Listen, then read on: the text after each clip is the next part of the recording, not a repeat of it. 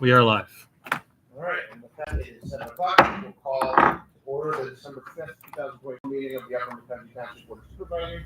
And as usual, we'll start with the pledge. I pledge allegiance to the flag of the United States of America and to the republic for which it stands, one nation, under God, indivisible, with liberty and justice for all. Before we get started, it's been a tough week for some of us. So I want to make sure that before we get started with the business of the day, we center a little bit and make sure that our minds are in the right place, that we appreciate the privilege of being here today, that we remember those who can't be here, and we appreciate those who can.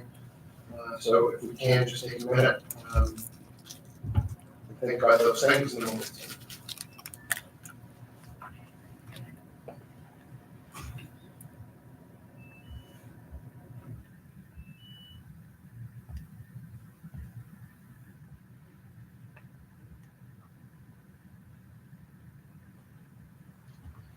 Okay, thank you. Item 2 is additions or deletions to the agenda. I do not believe that we have any. There are none. Thank you, Bob. So we can slide to 3, which is the minutes and the financials. I make a motion to dispense with the reading of the meeting minutes from the general business meeting held on November 7th, 2024, and to authorize the payment of bills for the month of November in the amount of $2,444,928.70. Is there a second? I second. Thank you, Sonny. Is there any discussion on that? Perfect. Seeing none, we can move to vote. All those in favor of the motion to dispense with the reading of the minutes, signify by saying aye. Aye. Aye. Any opposed? Pass it. We're on to presentations, and I get to call my good friend Donna Wright. Come on up, Donna. Good evening, everyone. So if I'm not a familiar face to most of you, I'm Donna Wright. I work for Lehigh County Farmland Preservation Office. I've been supervisor chair for 18 years in my own township, so I'm familiar with what everybody has to deal with when I come and go, let's spend your money. Anyway, right now I'm here to answer questions and help fill in any missing gaps you may have on what farmland preservation does in Lehigh County, how it affects your community, and what we can do to help work together to try and get some more farmland preserved. We're reaching pretty much the end of what is available out there. Currently, you have about 960 acres already preserved, and you can see up on the screen for everybody to see. Currently, we have 406 farms across the entire county preserved, well over 28,000 acres. So that are currently on the property in Tertia 1 and Tertia 2. We're working with her to preserve what will probably be almost 200 acres by the time we get done, all along the Adams Road and Old 22 through that section. She has thousands of properties, literally. So we're excited to be able to get these parcels in 2 huge chunks preserved. As you guys know, you helped close the end of Tertia Lane there. So that's both sides of that lane, for 90% of it will be preserved by the time we get done. We're only just getting, we've got appraisals in, so we're asking for her, we're waiting for her to approve the money that she was asked to give. The county has a cap currently of $6,000 an acre. So when an owner comes in, by the way, we don't usually go to people unless we really have some piece of property that the municipality is interested in preserving, or we're looking at going, that's a huge piece that would be great to preserve in the middle. Then we may go reach out to those owners, but I say 90% of the time it's the owners who come to us. And I do have a waiting list of 35 to 40 farms currently. We accept active applications year round, and if they're not accepted or not in our funding range for the year, we just hang on to them until hopefully they do. So as I said, we pay up to $6,000. If something comes in over that, that's when we usually reach out to the municipality and say, can you guys help? And currently out of the, 8, 9 municipalities that we have preserving, there's really only 2 in the county so far who have not been able to or willing to help with properties that have come in over the cap. And I think that's pretty impressive for across the state. Well, we do really well. What I try and do is reach out to municipalities in December to tell them what farms they may have in their township that's coming in our funding for the coming year, and try and guesstimate how much they may be able to assist, if any.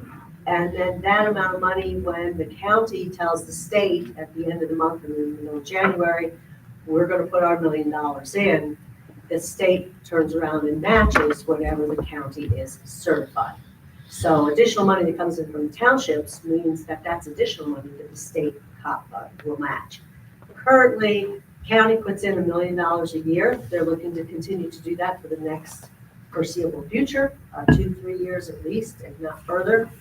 And that means that from the state, we've been averaging about $2.5 million additional that comes in. That's a pretty nice return.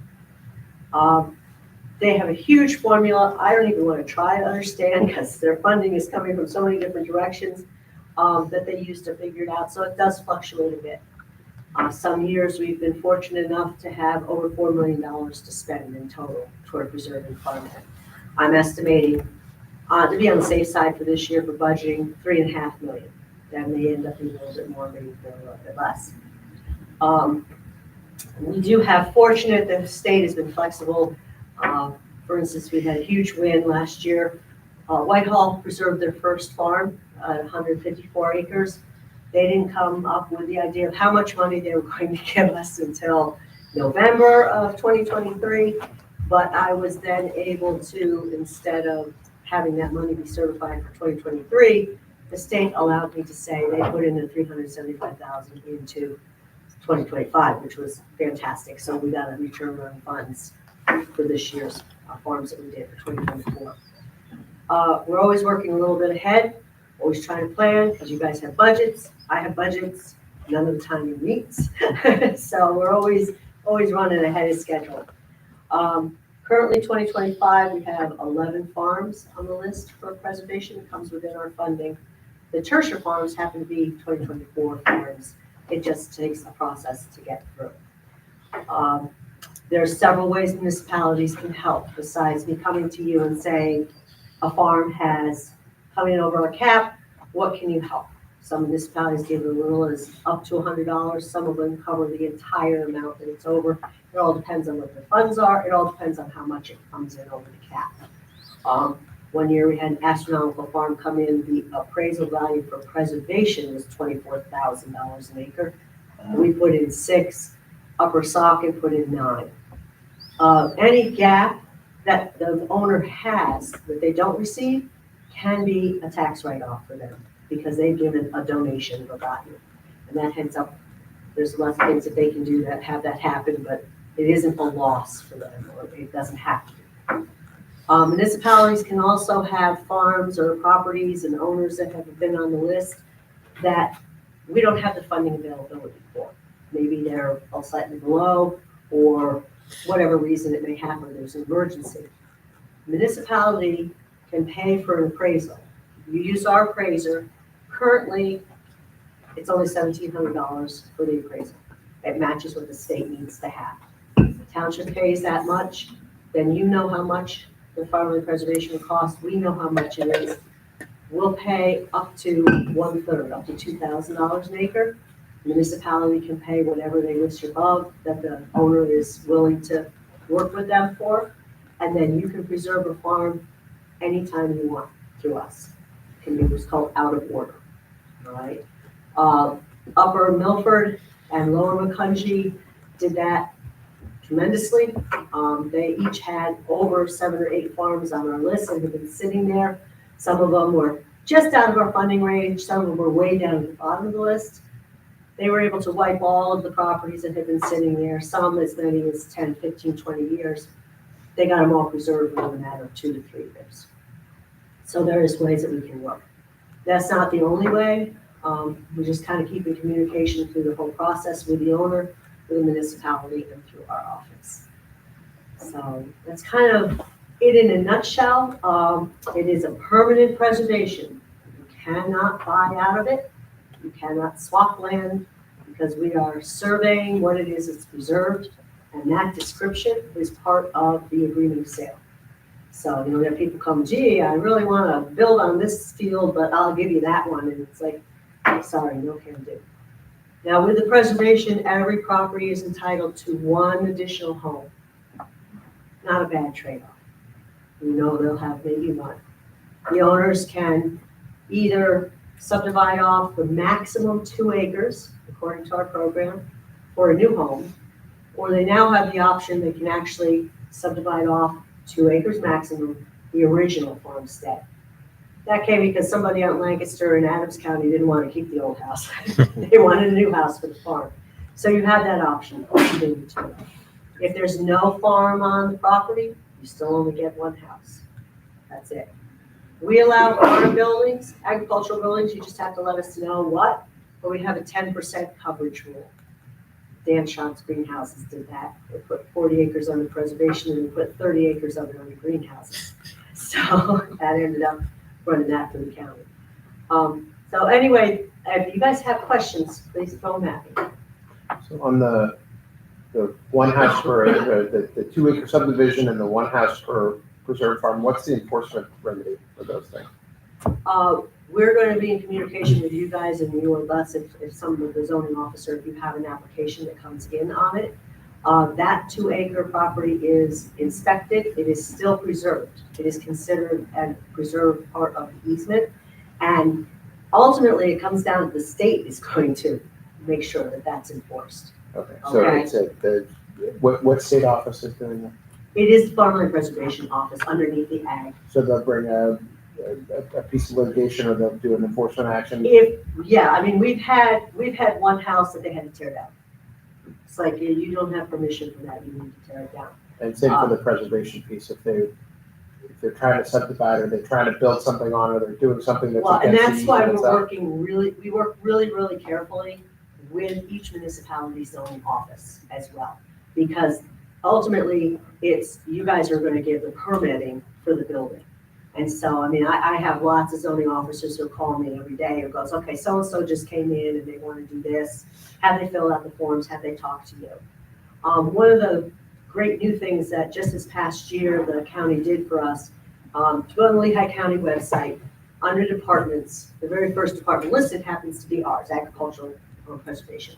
And if you go down through, it says county preserve easements, and I have to look at it to exactly tell you. If you go to that site, it's an interactive map. It's basically the same parcel, tax parcel map like you see for the county, but it actually is highlighted every single one of the preserved farms.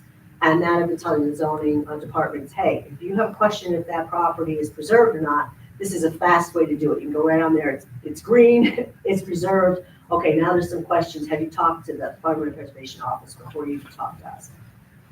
Lynn Township has about like 120 farms preserved. She's on the phone almost 2-3 times a week with me. Okay, hey, so-and-so, I see it's preserved. They're putting up a building. Did they get the permission from you guys yet? And so by working together with the zoning officers, that's where we try and stop things and these things. But that's why this is different than 319 and Clean and Green, where you can buy your way out or you can give back the tax breaks. This is permanent easement forever, for always. Yep. Enforcement is at a local and a state level of Yes. of working together. It's not just give back the tax break and move on. Correct, no, there are very much legal ramifications. It's all underneath the ag security law is what actually initiated this. So that's why later on today, on the agenda, you're going to be approving, hopefully, the ag security area for Tertia, because she had a couple of parcels that's looking to be preserved. It has to be in the ag security area before it can be preserved. Ag security area is not based on anything, not tax, not anything like that. It is merely saying this property is used for some kind of agriculture, open space. It is protecting the owner from nuisance ordinances from the municipality, from some condemnations, and nuisance complaints from neighbors. I had the tractors blowing dust, I got corn, I got this, that. It's a right to farm. And so having it under ag security area, whether the property is preserved or not, is important for someone who's doing any kind of agricultural use. But you have to be under that before you can preserve. Because again, preservation came in after the Ag Security Act was And created. as we initiate outreach as a township to some people that we think own property that may be good for preservation, Mhm. is that something that your office could assist with in that outreach to explain and help us Absolutely. with defining what the ag security designation does as compared to the next level and the 319 and the differences that they can look into for preservation? Correct. The number of phone calls our office get because, hey, I think it's in 319, it's preserved, and yeah, no, we're gonna call Jason Miller over at the assessment office and talk to Jason about what you can or can't do. So, yeah, we all try and work really together as one unit because you have to. There's a lot of questions people always have, a lot of people who don't understand if they've purchased a new property that's preserved or they're looking to preserve or they've just inherited something from someone. My parents preserved this and what can I do or can't I do? So. Now, I was to meet with your, I believe you have consultants working for you in open space and recreation. I unfortunately was supposed to meet with them on Tuesday, and yesterday was my first day up right after flu. Yay! So that didn't happen, but I will be talking to that consultants coming up here in the next couple of days. Sonny, did you have? Yeah, Don, I do have, so you brought up this other plan, this other program where you can, correct me if I'm wrong, because I'm probably not going to describe it as well as you did, but that it's, you put in less money, but if we want to skip the order Mhm. of, It's out of order. the out of order Yeah, plan. it's a municipal partnership, out of order purchase. So instead of 6,000, I hear it was 2,000 that you would. That's what we would put in. Okay, What and so we put would, in. potentially, there's a $4,000 gap that we'd have to deal with. Correct, and you can tell somebody, okay, listen, you may never we may never have the funding county-wise, or it's gonna be years, we don't know when it would happen, we'd like to get you preserved now. Your estimate came in at $7,000. The county stated we're gonna pay 2, you guys can say, listen, we're just gonna pay 4, that's what the cap is, take it, you can cut out the rest, or you guys can say, hey, we're gonna pay the other 5 and get it done, and goodwill, and everybody's happy, and they all go home. Okay. So, I mean, that's where all the negotiation comes in, that's where your budgeting comes in, what's going on. Right now, this year coming up, Heidelberg has 6 farms of My 11 that are either all or part in their township. So I'm like, you guys gotta wait, as soon as I get all the appraisals in, I'll figure how much over cap is for your portion. Because again, if something's not all 100% in your township, I'm not asking you to pay for what part is not in your township. Okay, we're gonna go to the other municipality and ask them to kick in. So their portions, we're gonna figure it all out, figure out what their budget would be, because they may not have enough to cover 100% of over the cap for all of their farm. We're gonna work that out. Okay. So, I mean, my question was really, I don't know if it's to Bob or you or whatever, but, what are the opportunities that Upper McCountry has with either one of the 2 programs that I think should you know have about? a fair enough.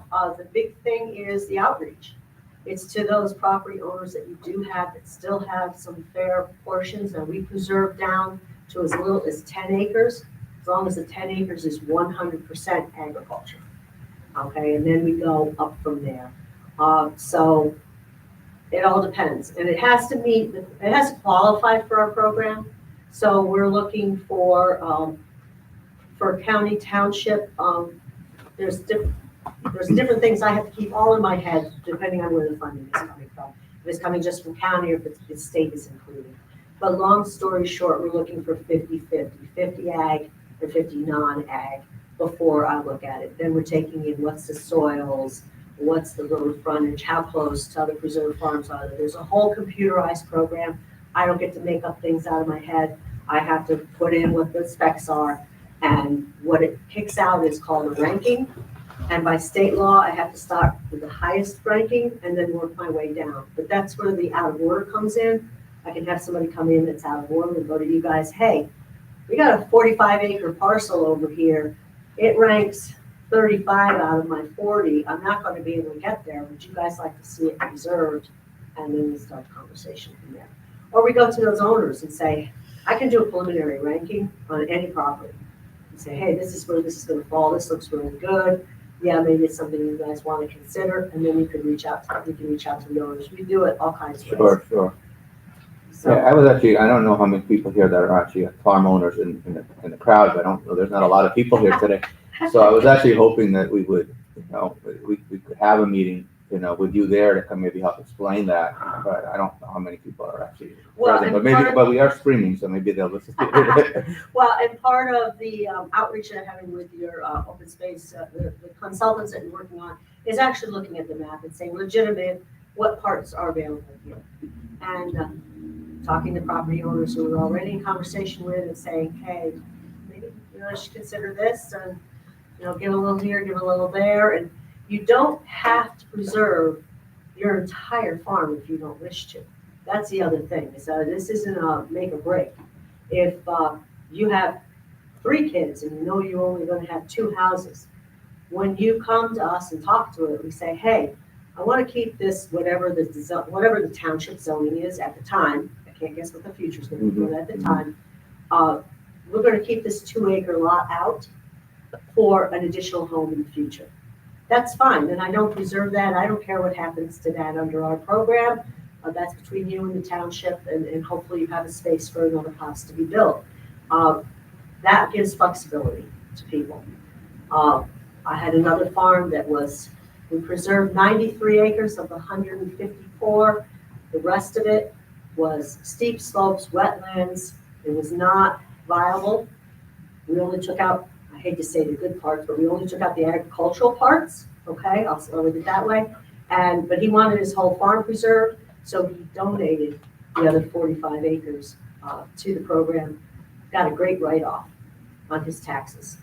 So, but he got his whole farm preserved. All, hills, dales, and open fields. And we have a fair amount of land that's already in the agricultural security program. What's available? It's not preserved. We have some that's already in the program and listed already. Correct. We're also working on trying to get the ag security area up to snuff so we know what is actually still open space and what might be a warehouse that was never taken off. That's another whole project. We won't even get into that because that's just carried and that's another one I have to deal with. I have one final question. I don't want to take up too much time. Yeah, that's We can fine. get her to a film, but Well, I'm available for calls anytime. yeah, and we talked a little bit about this one. I know the preserved farms, we're up to 960 acres right now as of last year about this time. Correct. Right? Right. About 13 months ago. And I think you and I talked about how that's being measured, and my recollection, and I don't know if how this number is reflected in that, but you said there's like 2 ways to measure it. One is if it's whatever the farm is, if it's a portion of it is upper max, we don't get that in the number. Yeah, you may have a little bit more than that, okay? We've done some partials, right? Well, you've done some partials, and the only way this program in the first farms in Lehigh County was preserved in 1990. The previous director did not like Excel spreadsheets. That's all I'm going to say. Sure. So trying to keep track of some of the numbers, and also at the early times, the surveyors and the state was taking them out to 5-6 decibels when they were doing the surveys. Now they only want 2, so there's discrepancies between there. So long story short, what we decided to do was whichever township had the majority of acres, that's who got to call that farm was theirs, and that was the total acres that they got. So yes, you may have a little bit more, you may have a little bit less, but I had to start somewhere with where Yeah, the numbers are. I think that's what we know. And I thought about this afterwards. But is there any way to get both numbers, like the ones that are actually in Upper McCountry, so that kind of when we kind of see how we're doing, we say, Well, okay, all of these acres in That may Upper be a McCountry. good thing for the consultants, because they have the ability to do the mapping too. You Okay. can say, okay, here's your borders, here's the farms that are overlapping your borders, and this is, have at it, give us the correct numbers. And I can ask her to do that. Yeah, I don't know how you guys feel about that, but I'd like to get full credit for what we're doing, and I feel Well, like I'm only getting partial North credit. Whitehall, I have to say, North Whitehall is the same thing. They have a different number than I have for their total, because they went through and figured it out. And they have had extremely good success in the last 2 years by doing their own outreach. So they've been kind of a really good model. Sure. For getting new folks to come on board, and they've managed to preserve 5 new farms within the last year and a half just from their own outreach, and I have probably about 6 more on the waiting list from them. So it was a valuable experience for them to do. Sure. to reach out. I'm a little competitive, so I would like to get like all my credit and, you know, I maybe hear ya. hopefully with, you know, We you're are with coming today. Northampton County, I said that loud online, You are being recorded. Thank you. always. Is there anybody in the audience that has any questions for Donna about the agricultural preservation? Yeah, go ahead. John, Can you come up to the, oh, sure. yeah, so, because you are being, I'm Tom Kellogg. I live on the far side of Bridensville, right next to the Superfund site. okay. So are you gonna be around afterwards? Yeah, Because I just have, we have about 17 acres in 519 or 319. it could be Yeah, either, yeah. you're right. And we're thinking ahead. My wife and I are in our 70s. We have 3 kids.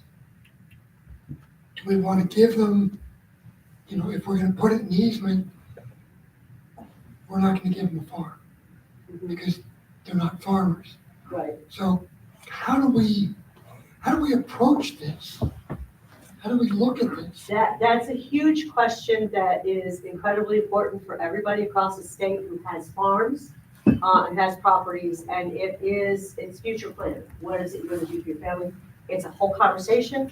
There is actually an entire department under the Pennsylvania Ag Bureau now that is devoted to helping large property owners and farmers figure out where they want to go in the future. So I can't even begin to answer that, but I can help you figure out how to come to that answer.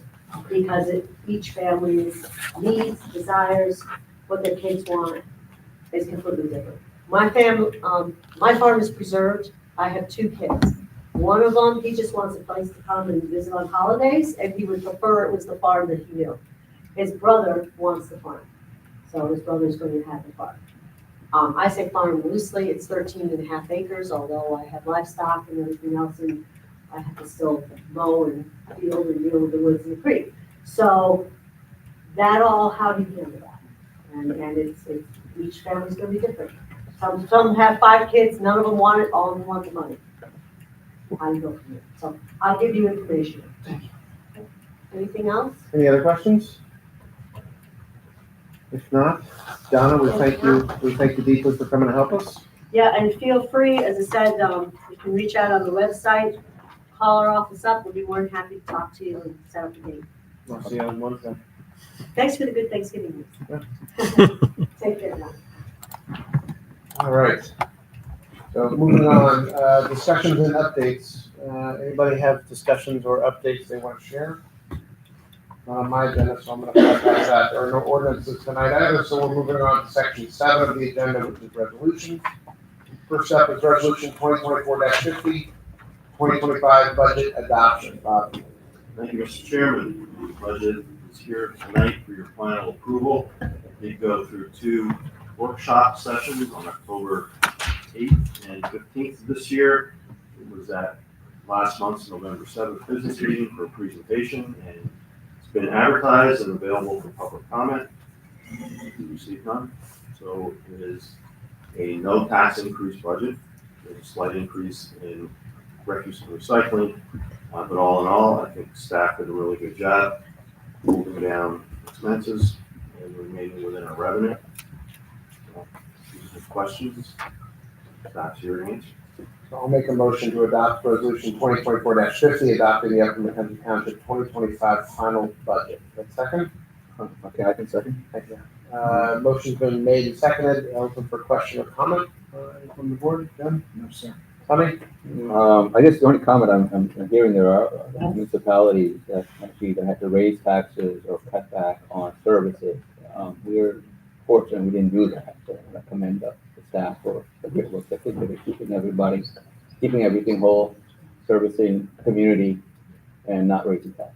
Thank you. And no decrease in services either. Everything that you're used to as a township is improving, if not staying I stagnant. would say we are improving. And especially with the community center, I would say it's a big ad, right? The So, fact that we're building a fairly large building without a tax increase is fantastic. Any questions from the public about the budget?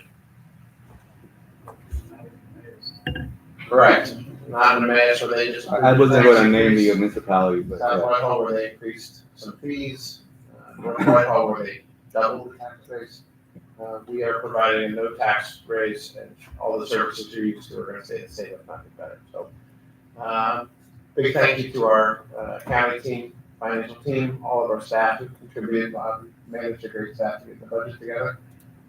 If there's no other comments, so we can move to a vote. All those in favor of the motion to adopt the Upper McCounty 2025 final budget, signify by saying aye. Aye. Any opposed? None? Congratulations and thank you. Thank you. On to Resolution B, 2024-51, the Tertiary Farmland Preservation.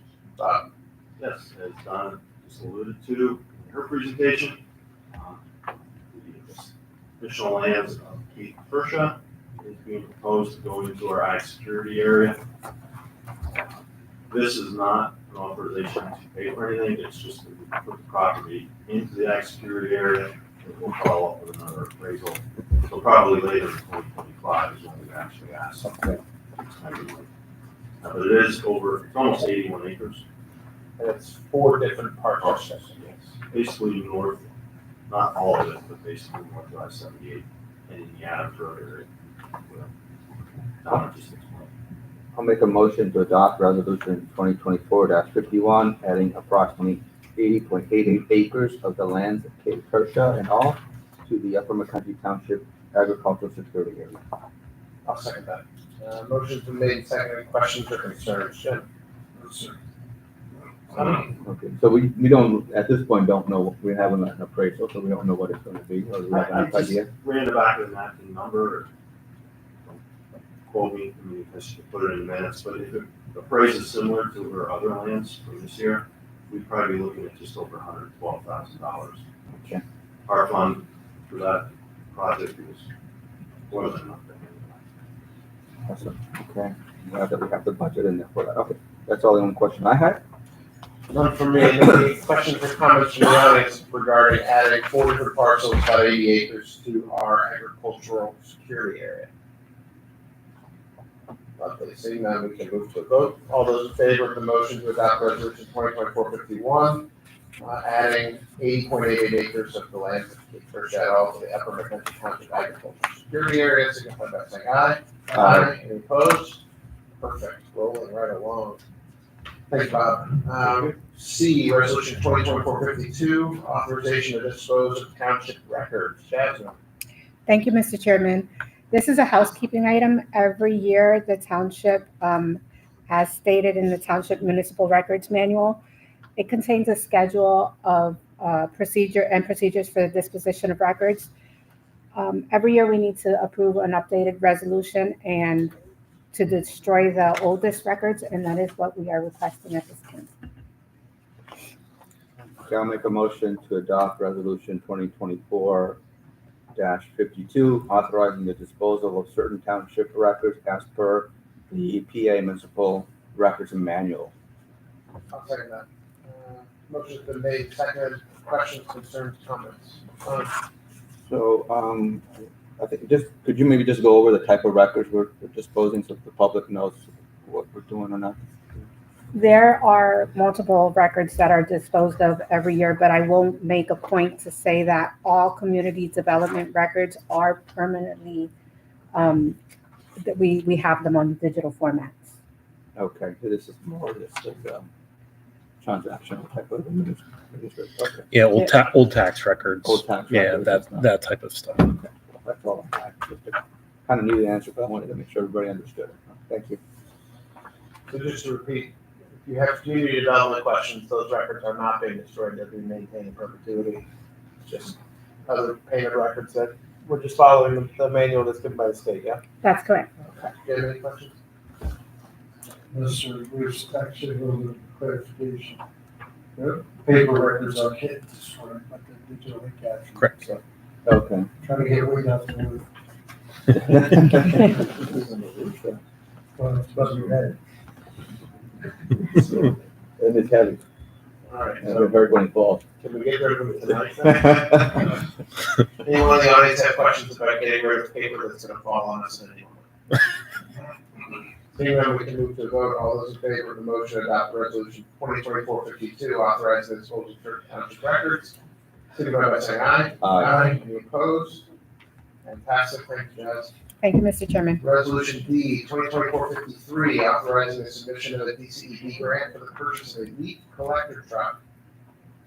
Ryan, So this is a motion to authorize the submission of a Pennsylvania Department of Economic Development local share account grant application in the amount of $449,515 for a leaf collection truck to assist and expand our public works efficiency for leaf collection for residents. This is a grant that does not require a match. I'll make a motion to adopt resolution 2024-53, authorizing the submission of a Pennsylvania Department of Community and Economic Development local share account grant application in the amount of $449,518 for the purchase of a leaf collection truck. I'll second that. Motion's been made and seconded. We can open for questions and comments. My first question is, Scotty, why were you presenting this motion? How much did you pay Ryan to talk instead of me? Might be two more. I thought they were all combined in one. Yeah, I know you did, but it was separated not just for you.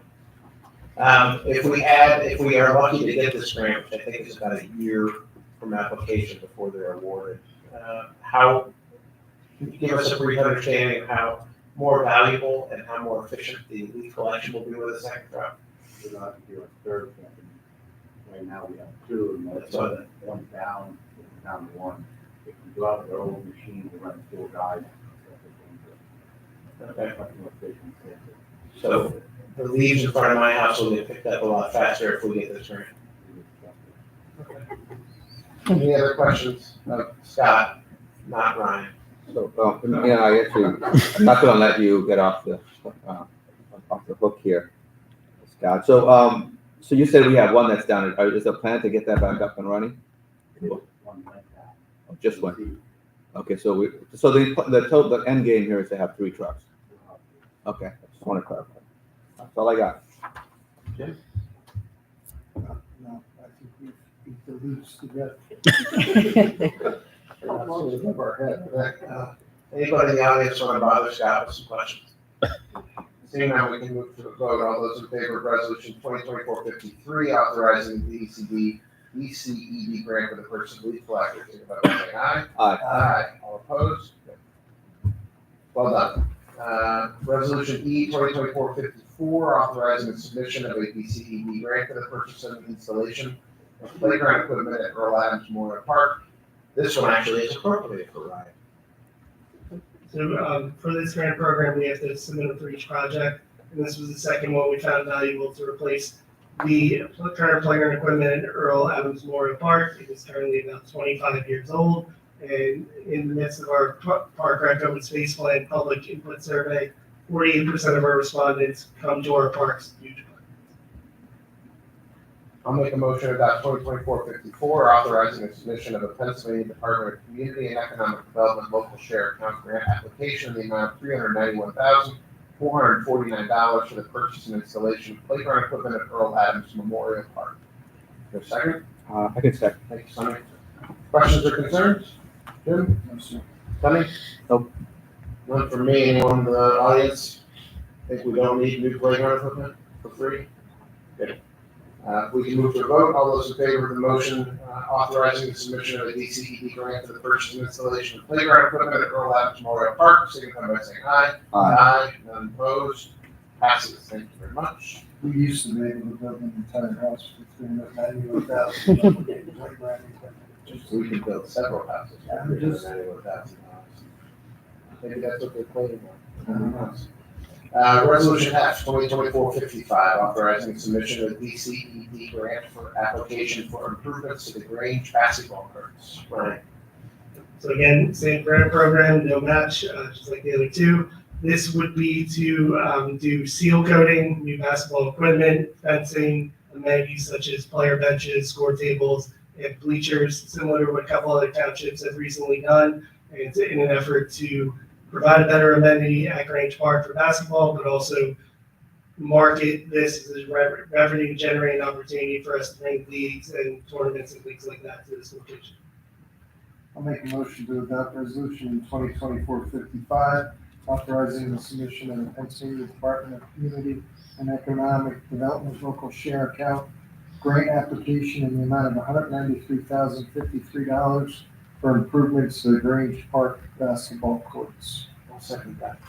Questions or concerns? Somebody? No questions or concerns. None from me. Anyone in the audience have questions or concerns about improving our basketball court at Grange Park for the cost of the house?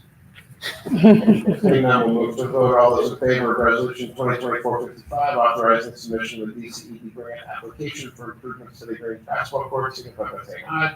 Aye. Any opposed? Actually, I think the house costs more than 193,000. Some of them, but not the building. But then it's actually for free, right? Because it's actually so refreshing. Thank you, Sonny, for explaining the joke. All right. That's been passed. We can move on to the motions.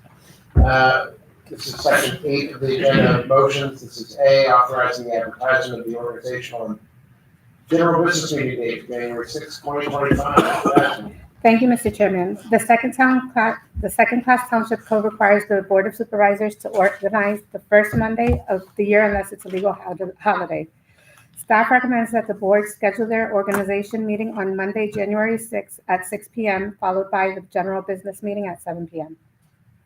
Should I make a motion to authorize the advertisement of an organization meeting on Monday, January 6, 2025 at 6:30 and the general meeting at 7 o'clock? Okay, she said 6 and you said 6:30. I'm assuming it is 6. Typically- My 30, typically. 6:30, my apologies. Oh, that's okay. Yeah, I was a little confused. Okay. Yeah, you have to be there at 6. Okay. Is there a second to my motion? Oh, a second. Thank you, Sonny. Questions or concerns, Jim? No, sir. Sonny? No. Anybody have an objection or something they want to be heard about the organization meeting on January 6th? Seeing none, we can move to vote. All those in favor of the motion as stated, signify by saying aye. Aye. Aye. Thank you. Any opposed? Congratulations, Jazz. You get the advertising meeting.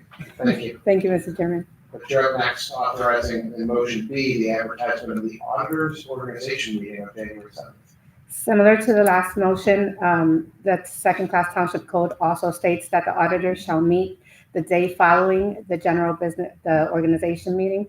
Staff is recommending at this point that the auditors' org meeting be held on Tuesday, January 7th at 10 a.m. I'll make a motion authorizing the advertisement for the auditors organization meeting to be held on Tuesday, January 7th, 2025 at 10 o'clock a.m. Is there a second? Awesome. Thank you, Jim. You got it. Somebody, thank you. Questions or concerns, Sonny? No. Tim? No, sir. Anybody have questions or concerns about the scheduling of an auditors organization meeting? Seeing none, we can move to vote. All those in favor of authorizing the advertisement of the auditors organization meeting, signify by saying aye. Aye. Any opposed? Thank you, Jazz. Thank you, Mr. Chairman. Motion C, authorizing volunteer fire department recruitment and retention standard stipends. Welcome to the meeting, Keith. Thank you, I'll sir. hand it over to you. Thank you, Mr. Chairman. Requesting board approval to approve staff to distribute funds allocated in the 2024 budget in a total amount of $200,647 for distribution to the 3 volunteer fire companies in Upper Macungie Township based on volunteer participation in training and emergency responses. I'll make a motion to authorize the payment of stipends to the volunteer fire companies for the year 2024. And the following amounts: Floresville Fire Station 8, $49,981. Goodwill Fire Company number 1 at Truxtontown, PA, $94,240. And Upper Macungie Station 56 at $57,426. I'll second that. Motion's been made and seconded. Is there any questions or concerns? Sonny? No. Jim? No, sir. None from me. Anyone in the audience have questions on the stipends number, the total of $200,647? Seeing none, we can move to vote. All those in favor of motion to authorize payment of stipends in total amount of $200,647 to the fire stations listed in the motion, signify by saying aye. Aye. Any opposed? That passes. Thank you. Thank you, Keith. Good to see you. Welcome to the meeting. Motion D, ratification of the Upper Macungie Township Fire and Rescue bylaws. Bob? I'll take that one and roll along the same order as what we did in the previous motion in an effort to try and maximize resources on volunteer fire services. It was presented to the board back in 2023 about starting a more centralized station. This station would be an independent 501c3 staff and the steering committee has put together, came up with the set of bylaws. They can vet it through legal, through the steering committee, staff. So it's here for the board's approval, per the bylaws, giving your blessing to ordain them. I make a motion to approve the bylaws of the Upper Country Township Fire and Rescue. I'll second that. Motion's made and seconded. Questions? Sonny? Yeah, I had one question, and I don't, Andrew, maybe this is for you, and because sort of, it's just the way it's written.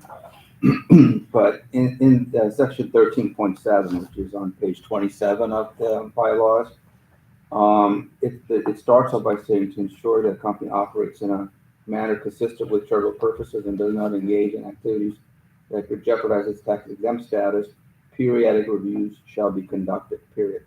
My question was, is it better to clarify who's going to conduct the review?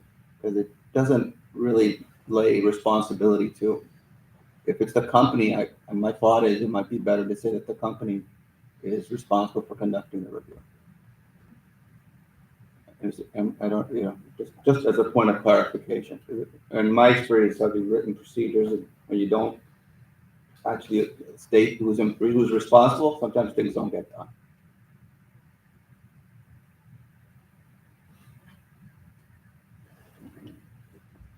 Are you okay with maybe making that small change, or? I guess the change, Andrew, would be that at the end of the sentence, it says shall be conducted by the company. Right. Yeah, I'm not.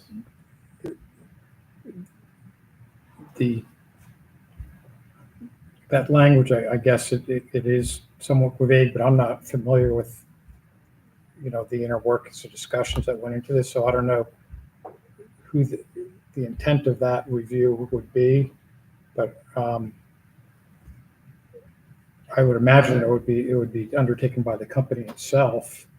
That's my understanding. But I'm not certain if there was discussions as to the governance of this, if it's going to be the executives, the executive board. But if you want to clarify that,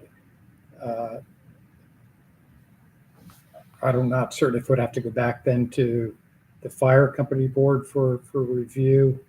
I'm not certain if, I have not really been involved in this because Okay. it's Sure, I'll not tell a you township matter. I just think it warrants clarification, because even if you got,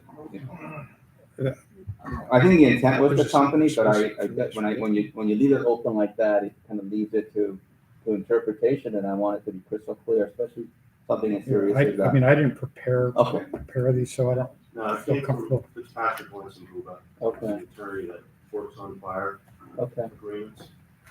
Is there any objection to it just saying by the ending it with that? I mean, it's sort of a friendly. Who in the county is gonna do it? Huh? Who in the county is gonna do it? Well, that's exactly the problem, right? With the way it's written, there's no responsibility. Well, the responsibilities shall be conducted. And the question I would have is what power do we as board of supervisors have to change these at this point? Since it's not really our bylaws and they're written, we're just making suggestions and blessing at this point. I think one of the things that we should note is that pursuant to these bylaws, a member of the board of supervisors is on the board of directors, as I believe is the township manager, as I believe is the fire commissioner. Yes, and also, And at which point they could say, we want an independent entity to do the review, or, okay, it's by the company, depending on the you know, severity and whatever that you're trying to do, so. in the next step in this phase, kind of piggyback what Jim was bringing up, this board that you're approving the bylaws for has to meet, elect officers, and they have to adopt the bylaws themselves, at which point it'll be open for amendments. Could we make that? What's the best way to handle it then? I guess is it possible to make a suggestion that they modify that? I think the best way to handle it is exactly that, is to say, we're gonna give our blessing to the general value here.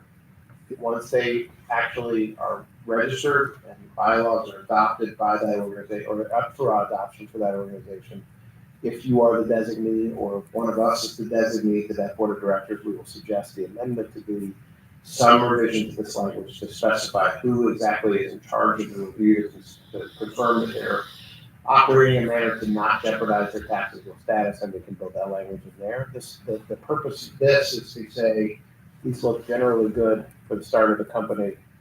It's not to say that they're perfect. I'm open to that. I just want to at least put that on record. That was my concern. And like I said, it leaves too much to chance. It's so important.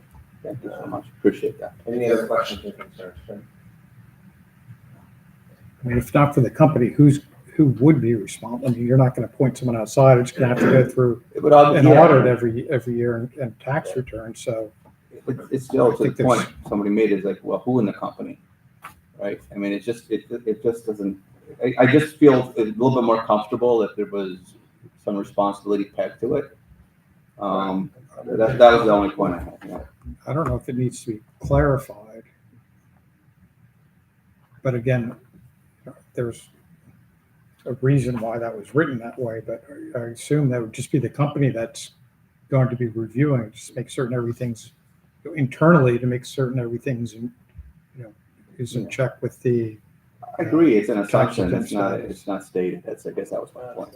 It's a mandate to the company for the people to sign off on it. So it's therefore the company's responsibility to comply with the mandate of the bylaws, whether it says the company or it says Billy Black the builder. Well, like I said, as long as we can make it can go with a suggestion to simplify. I'm open to that. Okay.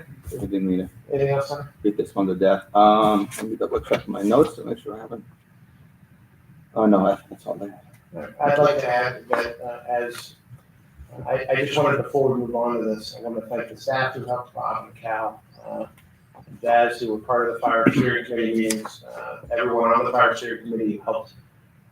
We spent a couple of good solid hours talking through this. It was a really productive session, I thought. We got some good changes, some good input by our current volunteer staff for the future of our fire service, and I think it should be noted for the record that these are not bylaws sort of enacted on high. These are bylaws that our fire service had an active part in helping to craft for the future of our service, and I really want to thank them while I had the opportunity to do so. Any concerns from the public or questions from the public regarding these bylaws? Beautiful, active audience tonight. Seeing none, we're going to move on to a vote. All those in favor of the motion to approve the bylaws of the Upper Mackenzie Township Fire and Rescue, signify by saying aye. Aye. Any opposed? They are so approved. Thank you, Bob. Motion E, awarding the bid of the 2024 Upper Mackenzie Township PRP vegetated swale number 2. Cal. Thank you, Mr. Chairman. As part of the township's MS4 permit renewal and to comply with the PADEP requirements, there was a pollution reduction plan that was created. Out of that came multiple projects around the township to help with our credits toward that. And one of them is a vegetated swale, which is just down Shantz Road. And the project was put out to bid utilizing the Penn bid system. We did receive 6 responses, and the lowest qualified bidder was Western Lehigh Services, Inc., at a price of $77,487. We have worked with Western Lehigh in the past and know of them and do recommend that they be awarded the bid. I'll make a motion to award the 2024 UMT PRP vegetative soil number 2 project to Western Lehigh Services Inc. in the amount of $77,487. I'll second that. Questions or concerns? Yeah, just open to the public. Can you just state where that is going to be located so the folks know? It's on Shantz Road near the property of Amcor. I'm not sure what the Yeah. So there's no residents cross nearby. street. It's in a commercial all industrial commercial. district. I Yes. just wanted to get that out in the open. Thank you. Okay, questions or concerns? No, sir. None from me, any from the public about awarding this contract for the vegetated soil? Seeing none, we can move to the vote. All those in favor of the motion to award the 2024 UMT PRP vegetated soil number 2 project to West. Did I actually make a motion on this? I think you did because we asked the question. So you I did. did, you said it. And, yeah. A long day. Motion, all those in favor of the motion to award the 2024 Upper Mackenzie Township PRP vegetated soil number 2 project to Western Lehigh Services in the amount of $77,487, signify by saying aye. Aye. Any opposed? That passes. Thank you, Cal. Thank you. F, the motion to authorize the acquisition of builder's risk insurance for the community center. Bob? Thank you, Mr. Chairman. The township went out and shopped around for a builder's risk policy that covers any damage that might occur, risk damage that might occur during construction of the community center. This proposal does come from Brown & Brown, our current carrier. We did reach out to another firm in the valley, and they tried to get a price for us. This was not an easy building to insure, and they respectfully kind of backed out halfway through the process. There's only limited carriers that would even insure it, so they were both asking the same carrier for a price. Eventually, I think the carriers just focused on one, which happened to be Brown & Brown. I'll make a motion authorizing the township to purchase a builder's risk insurance policy from Brown & Brown in the amount of $360,409.33. Anyone want to second that? I'll second that motion. Questions or concerns? I'm gonna go first. In the plan here, Bob, it says, I've got a line that says the township will reimburse should the project be completed within the insured timeline. Do you know what level of reimbursement that was now is incentivized to build this in? We're hoping we'll be done in early spring of 2026. This is an 18-month policy, so it would be prorated per month. So potentially maybe 2 or 3 months worth of coverage. Yes. All right, now I understand that better, thank you. Any other questions or concerns from the board on this? Just out of curiosity, maybe you said this is a unique property. It's the timber frame. It's the timber frame, that's not okay. common, but Zurich had insured them before. Okay.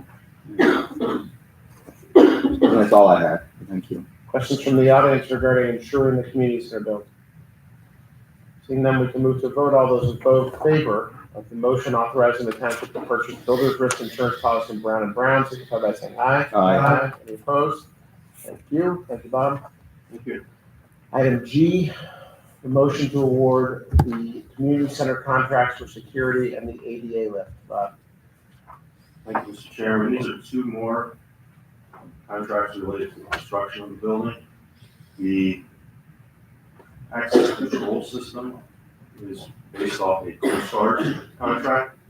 The system integrates with our current security system. So that works with what the police are used to, what we're used to, to maintain that continuity. The EDA lift was bid twice. The board recalls with no bidders. That allowed the Brooks company to go out and negotiate a price. So that is under a state contract, but it is following the purchasing laws of the state. And both vendors have been vetted, and we're very comfortable with them. And the price for the lift falls within acceptable standards. It's not an insanely high price because they knew no one else bid. We're still shocked. We're going to arrange Yes. the install of this. Yeah, the whole project's pretty good. I'll make a motion to award and authorize the township manager to execute the following contracts. Access control and cameras to TWG Security in the amount of $324,912.95. And the ADA lift to Garaventa Lift in the amount of $40,500. Is there a second? I'll second that. Thank you, Jim. Questions or concerns? I'll start. Jim, just as you, excuse me, Bob, just as you said, the lift was about what we expected to be. Yes. I assume the security price, the access price was about what we expected to be. A little bit higher only because the quote estimate I received earlier this year, almost a year ago, did go up a little bit. Okay, but it's not blowing up the budget. No. Okay. And these funds probably won't get spent into partially later 2025 and early 2026. I'm good. Jim? I'm good. Sonny? Yeah, just for my own naivety, the lift, what exactly are we lifting? I mean, because that. Americans with Disabilities Yeah, so where is it used? Like, how is it gonna be incorporated in the community center? gets you up to the mezzanine.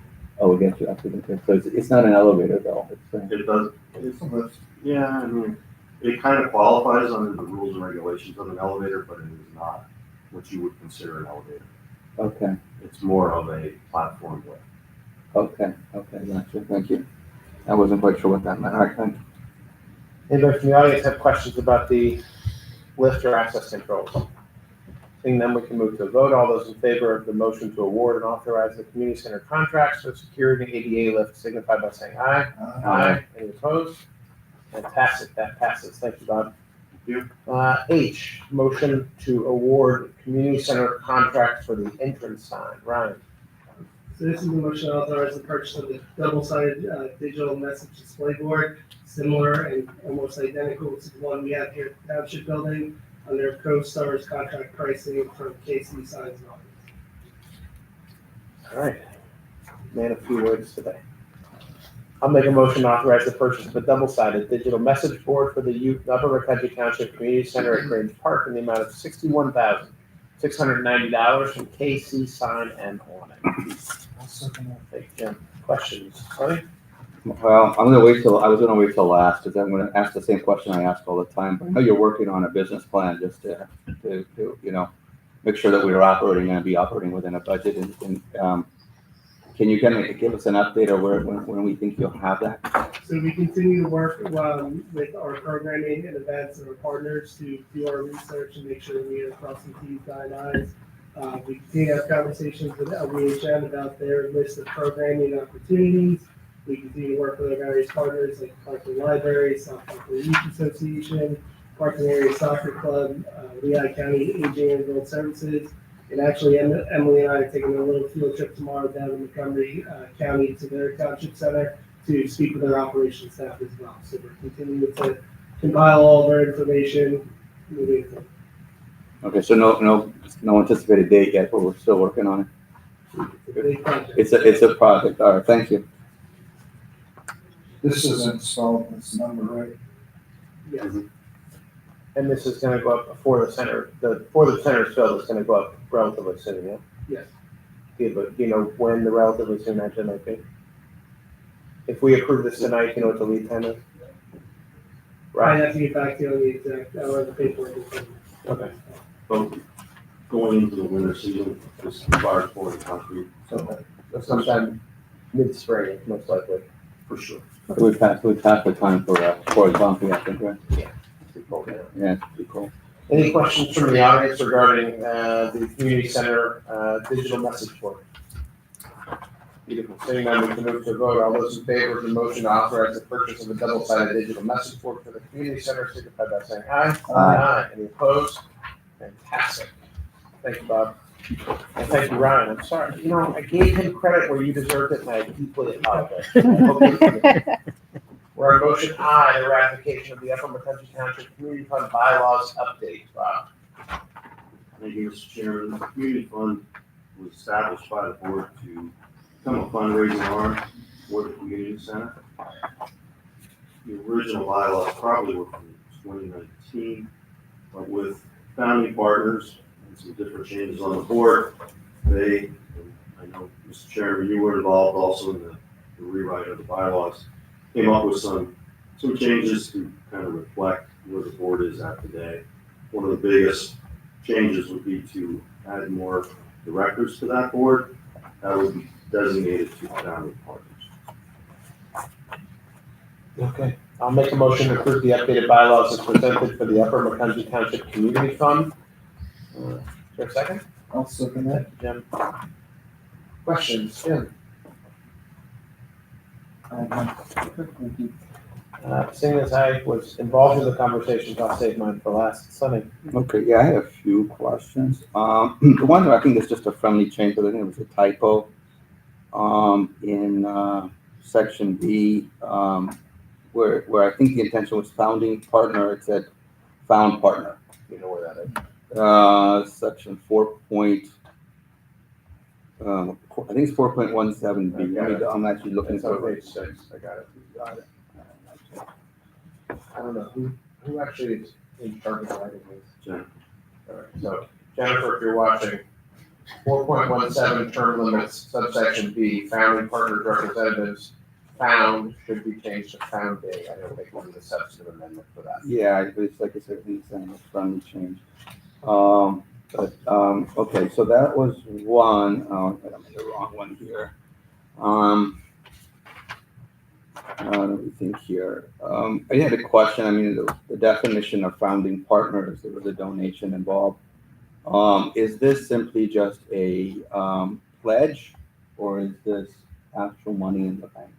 You're talking about a page 3, sub 403, 4.03 sub B, yes. I gotta go find it now because I'm a little bit out of sync here. So just so people who aren't reading directly, like I am, section 4.03 regarding directors on page 3 of the bylaws defines the founding partner seat as multi-year gift equal or greater to 1.25 million through either charitable foundation or contribution or in-kind gift. Is that what you're talking about? Yeah, section 3, page 3. Okay, so I can answer that. This wasn't actually, this was defining those founding partner seats, but there was intent that those founding partner seats have to be approved by this board, the members of those seats. So that process remains the same in the board, in these bylaws, that they have to suggest a nomination and we have to approve the nomination.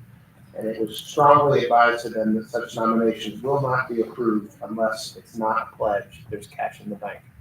There has to be a signed founding partner agreement, and there has to be the first donation pursuant to the agreement before they'll be approved. That's being expressed to the founding partners as well, so there's not an expectation that they'll be on the board before they actually commit to the money. I Does just that answer your question? somewhat. And I have like a follow-up question. So this is supposedly a multi-year gift equal to 1.25 million. So is there like a minimum to start, or it just to me that there's some. Typically, the way the founding partner contracts are written, Bob, you can correct me if I'm wrong on this, is that they're stretched out as 10-year payments of $125,000 a year. Okay. And until they actually give their first payment, they are not eligible to be on the board. Okay. Or they won't be approved. I suggested strongly that this board would not approve that nomination until they made the first donation, which comes with signing the agreement. I see. So, I mean, Jen, I read through this. I compared it to the original bylaws. I think the major changes that I saw was the increase in the board seats and also the board term. And so, I mean, I know that for the founding partners, they get a 10-year term, and I think everyone else is 3 terms for 3 years, a total of 9. So I'm just throwing this out for discussion. I've been on other boards. There's always this balance between, getting people to volunteer and obviously donating money against having fresh thoughts. And the concern, I guess the thought I had is there a possible downside where, someone that sits on the board for 9 or 10 years, are we risking that fresh thinking benefit? I can answer it in 2 parts. One is that, first of all, bless you, Paul, but stop sneezing, please. First of all, the founding partners, part of the agreement is that they get a board seat by giving the donation that they do. And the 10 years is because we're giving a 10-year frame for them to give. It doesn't mean that it's the same designee from the founding partner all 10 years. So there should be and will be. I don't know if you've served on a board for 10 consecutive years. It's exhausting. Right, Ken? Yes, sir. So The one I hear as well. there's going to be some turnover of those individual pieces within that greater framework. After that 10 years is up, they have to be brought into the board through the normal process, which is they have to be approved. The goal is to have some continuity within this board because you don't want 1,000 fresh thoughts every time. You want some people to be able to represent what's been thought of already so that we're not reinventing the wheel. The 3-year terms, 3-year terms again. 9 years is a long time to be on the board, right, Jim? Yes, sir. So the idea is that generally speaking, you're going to have turnover. And a good example is the Board of Supervisors member is going to turn over from time to time as well because, we're not going to want to do 3, you're not going to want to be on it. I'm not going to want to be on it for the next 5 years. I'm going to want someone to take that responsibility from me as well.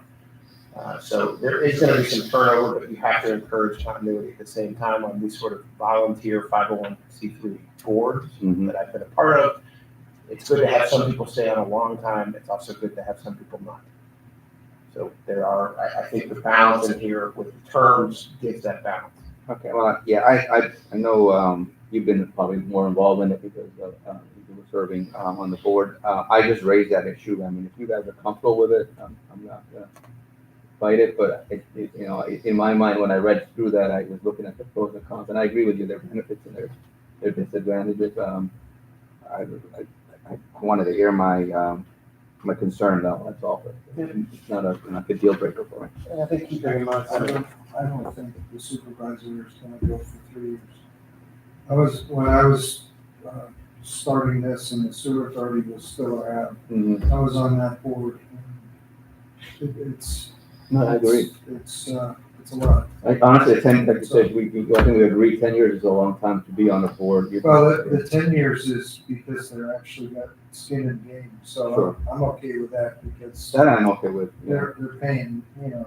they're giving. And for the 10-year board seat, that's the organization, it's not a person. So if it's Lehigh Valley Hospital, they have a seat for 10 years. The person they appoint Could be different. could Yeah. be. So that one I definitely understand. I guess it was the other independents that they get three terms, 3 years. That's a total of 9. That was the one I was more like scratching my head on. And we should also keep in mind that the purpose of the board is to raise money. They're not making substantive decisions on behalf of the township for the guidance or the operation of the community center or any other public works project that we're putting out. It's just helping us raise money. So, I get fresh that. ideas are fresh ideas and stale ideas are stale ideas, but they're not actually making any substantive decisions of the operation of the township. Sure. Well, fresh maybe context. But I get it. All right. That's all I have. Any questions? Again, I'm way too many meetings on these, so I don't have any questions. I just wanted to raise it to make sure everybody was comfortable with it, and it seems like you are, so I'm okay. Anybody from the audience have some concerns or questions regarding the Upper Macungie Township Community Fund bylaws and the update there too? Seeing none, we can move to a vote. All those in favor of the motion to approve the updated bylaws as presented, signify by saying aye. Aye. Any opposed? Just as the process we said passes, but now it actually goes to the community fund board to approve these changes. We are just a recommending board at that point. They can't make those changes unless we approve them. So we've approved them and now they can take those votes. Motion J, employee handbook updates for the drug and alcohol-free workplace. Thank you, Mr. Chairman. Last month, the board approved some updates to the employee handbook. The one part that was still held back through our labor attorney's review of the drug and alcohol policy. That was just completed probably about 2 weeks ago. So we are asking the board to amend the handbook again for the new policy. But the employees will get one new handbook after tonight. Jasmine and Greta have been working very hard on it. I saw the pile in John's office. I'll make the motion to update the drug and alcohol, the motion updating the employee handbook, drug and alcohol-free workplace policy. Is there a second? I'll say. Thank you. Yep. Questions or concerns? That doesn't mean that we can't have a closed file pass through. I don't think I would even. Okay, all right. I wouldn't even go there. Don't ask hotel. I'll ask you, Mr. Chris. 10 years is a long time to be on a board. Our exception. Any other questions or concerns, Sonny? No. I only question that Greta is not here to present it herself, but that's a discussion for another day with Greta. Any questions from the audience regarding our drug and alcohol-free workplace policy? Seeing none, we can move to the vote. All those in favor of the motion to update the drug and alcohol-free workplace policy, signify by saying aye. Aye. Aye. Unopposed, that passes. Thank you, Bob. Thank you. Board and staff reports. The monthly department reports are available in the back of the room and have been posted on the township website. Are there any department managers who have anything specific they would like to announce? Start over here with Jeff, please. Mr. Chairman, I want to announce that there was an executive session held today at 6 p.m. and the topic discussed was legal matters. I also want to mention that the Santa runs for stations 8, 25, and 56 have been posted on our website, Facebook, and there was also an email blast that was sent out today, I think around 8 a.m. Thank you, Jeff. Anyone else up here? Cal, anything from you? No. Andrew? No. Dave? Nope, nothing for me. Heath? No, sir. Mr. Chairman? Yes, sir.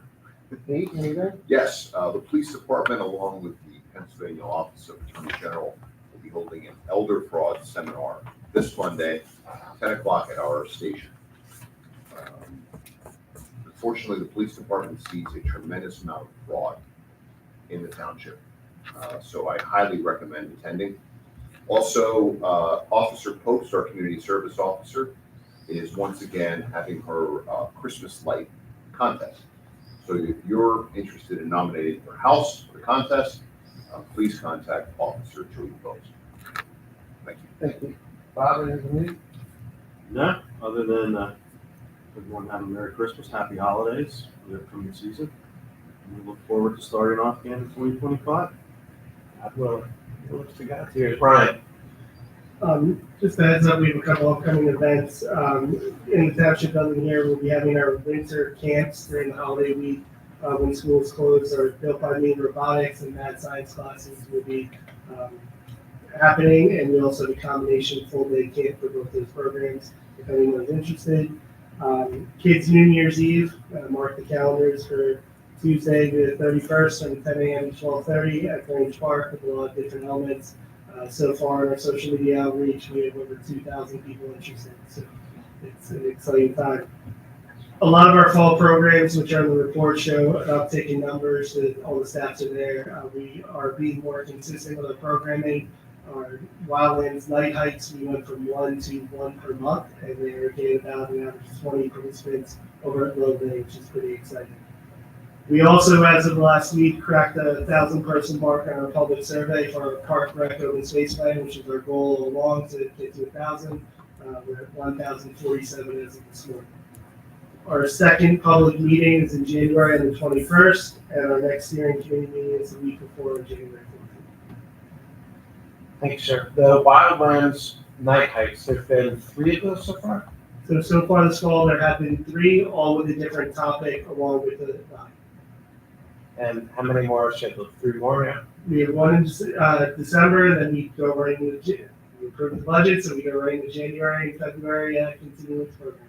And this is the Wildlands Conservancy is actually leading those hikes in Lowman Park. It's a partnership that we have with them. They're running the program, but we are providing the space and advertising. Correct, and some of the amenities that we do. Awesome. And I wanted to make sure that I mentioned, while I have you, thank you, the fact that our fall programs are picking up, the fact that we have 2,000 people theoretically interested in coming on a cold winter's day to hang out from 10:30 in the morning to noon. It's a testament to you and your staff and staff here at Government Country for really putting an effort to make sure that we're outreaching to our community in a way that's reflective of what they deserve. I tell people all the time that we budgeted for 2,000 people for trunk or treat. It had 38,000 people show up. It's fantastic what you're doing, and just making sure we know in these department reports that the growth of the rec department operates is fantastic. You guys are doing a great job. And I will tell you, Zoom is sold out for the 16th. Oh, shit, I can't go. We can make an exception. No, thank you. Bruce and Michelle, or both. Bruce and Michelle. We're going to both today. Bruce will do it. Just want to inform everyone that the township is a recipient of the $2,000 902 grant, which they applied for before we use the cost of the new grinder that they're using in the recycling yard. So that was good news to us. Fantastic. Well, Michelle, he presented to speak for you. Is there anything you'd like to add? Okay. We flipped the coin. Who won? Lost. Scotty. Really? That was your big shot. All right, public comment, Commissioner Floor. Anybody in the public have anything they'd like to offer on this fine December evening? Yes, sir. Thought I answered one of your questions. You did. All right. And I wanted to thank you, Sonny. Question, when I looked at the budget, Do me a favor before you go. Mike's isn't. In reviewing the budget, which I have no comment on, and I'm very, very happy that we don't have a tax increase. And you guys are doing a great job with the community center and going ahead with that. But one thing I did notice is the Vision Zero plan. We did have a large budget this year for Vision Zero, but I don't think we spent anything. No, we didn't, Mike, and the reason it was so large this year was we were counting on grant money, and that's why it was I won't call it inflated, but it was very large. Those grants, we found out, are very highly competitive. I think Bethlehem or Allentown got One. one of And it. Philadelphia got the one other. went to Philly and the other one to Pittsburgh. So this year, we're kind of regrouping, focusing a little bit more on what projects we're gonna try and get funding for. That's why you see that get dropped. Okay, so just curious, thanks for the explanation. We're not giving up on Vision Zero. Okay, That's that's great. a pet project of mine also. Yeah, that's, no, actually, that's a huge pet project of mine. I do want to let you know, I have the same passion that you do have. I was checking about who won that, and typically it is the larger cities that tend to get these things, what I was told. Allentown got it, and I was extremely jealous, and essentially what I was told is they caught lightning in the bottle. I mean, but usually it's like Philadelphia or whatever. But I had one follow-up question on that. I don't know, as we move into the next year, what do you guys think? I mean, the Vision Zero plan was supposed to be reviewed every year. And I think it's an opportunity to maybe review it and see what we can do. Yeah, because one of the things we want to look at, I tell you that plan looked at things at a very, I won't say at a 50,000 foot level, but then it's probably at about 25. We need to get around 10. Sure. I talked to Dave about, it's one thing to draw that Sharpie line on the map. It's another one to see if you go out there and survey, would a walk path fit? Where does that crosswalk need to be? So we picked out some, I would say some of the better connections that make sense the most. And we're gonna look almost boots on the ground. Oh, I appreciate that. I really do. Yeah, because I want to make sure that it's, to your point, like maybe we have it more defined so that when we're actually going through these land development plans, we've got something that really is what we can say we can go by. Because I don't like to, sometimes what it leads to some confusion. Right. Yeah. And we don't want to plan it just sits on the shelf. Yeah, and we want it to be live and working and maybe updated digitally so that we can update it to what has happened, transpired over the year. So I think that, and those kind of things will probably be a big plus for what you're looking for, and I hope other members of the planning commission agree. So thank you. And I will also offer that you'll see at the January 6th meeting, 6 resolutions, I think it is, for projects that in the past, the requirement to install sidewalks was deferred into a future time when it was required or needed. And we have compared the Vision Zero Action Plan map overlaid with those deferrals, and there are 6 that align. So the Planning Commission at their meeting later this month will be reviewing those deferral. And on January 6th, we plan to come to the board and basically to call those deferrals and work with the developers to get those sidewalks all installed. That's exciting news. Okay, great. Not to be a dead horse, we're also having a public meeting about incorporating part of which is to incorporate some of the Vision Zero into the Saldo. Yeah? That's correct. Yes, there's an That's also on January amendment coming. 6th. Yes. Big day. Any other public comment courtesy of floor? Anyone at all? Seeing none. Jim? Anything? No, sir. Sonny? I understand somebody's birthday today. I don't know what you're talking about. So it's unfortunate because we could have used that double-sided sign to wish our Sherman a happy birthday. I didn't want to live at Iverson, but. So I was fine with that. Do we want to sing happy birthday to you? Or no, we're not gonna do that? All right, we're not going to say no, so I'll leave it at I that. specifically told Lenny Gore she's not allowed to show up and sing happy birthday. Anything else, Sonny? That's it. I just didn't want to lose the opportunity to embarrass you. Good luck. Takes a lot to embarrass me.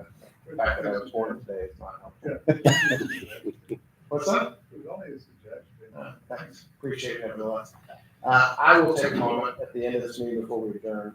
This will be the last meeting of the full board of supervisors in 2024. I wanted to thank Sonny and I want to thank Jim. This is my first year, wrapping up my first year here. It's been sometimes interesting, sometimes exhausting, but all the time exhilarating experience being in this chair. And I appreciate the faith and trust that you gentlemen have put in me to run these meetings. To our staff, I try to thank you as much as I humanly can. We can't do our job without you. I think 2024 has been a fantastic year for Oklahoma Country Township as we are We are not just riding a wave forward, we're driving the boat as fast as we possibly can. We're really pushing on some exciting things for 2025 and beyond. And without our staff doing the job that they do, we can't sit here and look really good. And boy, do we ever look good today, don't we? And to the community, this is my first year as an elected official, so thank you for having faith and trust in me. I hope I haven't let you down. Like echoing Bob's comments, it's an important month coming up for friends and for family and for faith, and I hope you all have an opportunity to enjoy those in any way that you choose to as we move forward to 2025, and I'm excited for what comes ahead. So thank you. And with that, I'll make a motion to adjourn. Is there a second? Thank you. All those in favor, we're adjourned.